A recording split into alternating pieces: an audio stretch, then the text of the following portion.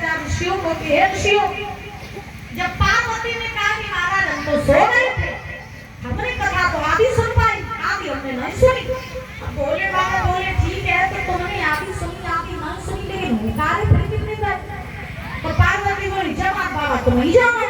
तो भोले बाबा ने देखो कि महाराज भोले बाबा के पीछे तोती के बच्चे ने वो कथा सुन ली।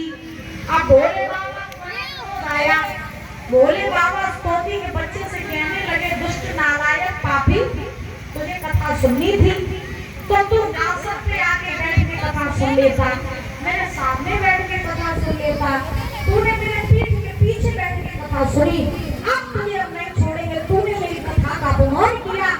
तो भोले बाबा क्रोध में आकर के उस तोती के बच्चे को मारने के लिए दौड़े, क्योंकि देखो कथा कभी भी महाराज पीछे से नहीं सुनी जाती है, कथा कभी भी व्यास जी के पीछे से नहीं सुनी जाती है। कथा जब भी सुनो तो आसन पे बैठ के ही सुननी चाहिए, कभी खड़े होकर के कथा नहीं सुननी चाहिए, कभी भी महाराज किसी ऊंची चीज पे बैठ के कथा नहीं सुननी चाहिए, बराबर में बैठ के कथा नहीं सुननी चाहिए, आसन पे बैठ के जमीन पे बैठ के ही महाराज कथा सुननी चाहिए। ये कथा के नियम होते हैं। बोलो राधे राधे। और जोर से बोलो। गुस्से आए हैं तो मैं टैक्स ले तो राधे राधे बोल रही हूँ। बोलो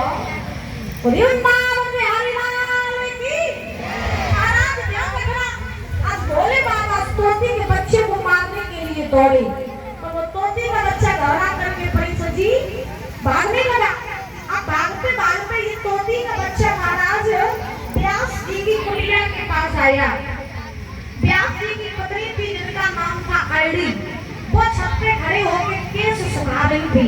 तो अरड़ी को जमाई आई, और जब जमाई आई तो उन्होंने अपना मुख खोला, तो तोती के बच्चे ने सोचा कि अगर हम यहाँ पृथ्वी पर कहीं रहेंगे तो भोले बाबा हमें मार देंगे, हमारे लिए सबसे अच्छा स्थान और सुरक्षित स्थान ये अरड़ी का गर्भ है। तो तोती के बच्चे ने मुख के द्वार से होकर के गर्भ में प्रवेश कर दिया, और जैसे ही तोती का बच्चा गर्भ में पहुंचा परीक्षा जी, तैसे ही आज तोती का बच्चा तो गर्भ में पहुंच गया। इधर भोले बाबा भागते भागते व्यास जी के पास आए। व्यास जी ने भोले बाबा को देखा, प्रणाम किया, कहा तो बाबा भागते हुए हम तो भी कहाँ जा रहे हो? भोले बाबा बोले भैया तुमने बोला चोर देखो चोर। व्यास जी बोले कैलाश पर्वत पे कौन सी ऐसी मोहरें खड़ी धरी लगी जो चोर चुरा ले गए? क्या चुरा ले गया चोर तुम्हारा? भोले बाबा ने कई चोर चुरा तो बचुमा के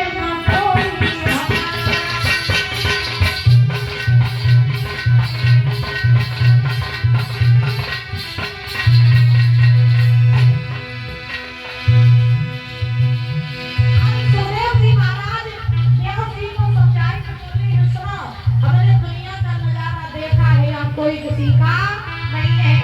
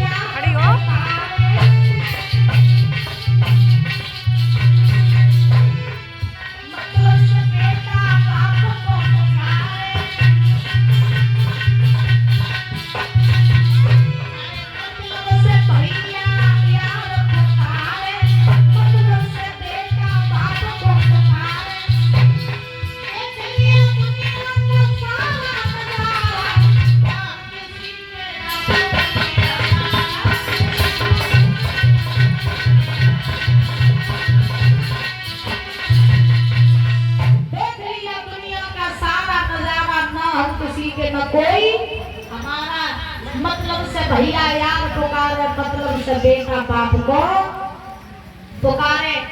आज के जमाने में जो लोग महाराज मतलब है, जो लोग तुम्हारी जेब में पैसा है, भुजाओं में ताकत है, तो लोग तुम्हें सब प्यार करें, और जब पैसा खत्म और ताकत खत्म तो प्यार नारी को प्रेम तो वही पर जौर पति के जेब में पैसा, लड़का बाप से भागान तो वही पर बाप की सेवा करी जब तक बाप के नाम जमीन जाएगा, और जो बाप की जमीन जाएगा लड़का के नाम ट्रांसफर भाई कोई लड़का को हमें मिलेगी महाराज बाप की और अम्मा की टिकट काट दे तो की वृद्धाश्रम की बोले तुम सड़े ठोकर लगी आओ घर में रहो, अब तुम जाओ वृद्धाश्रम में रह जाएंगे। हाँ तो जब तक बाप के नाम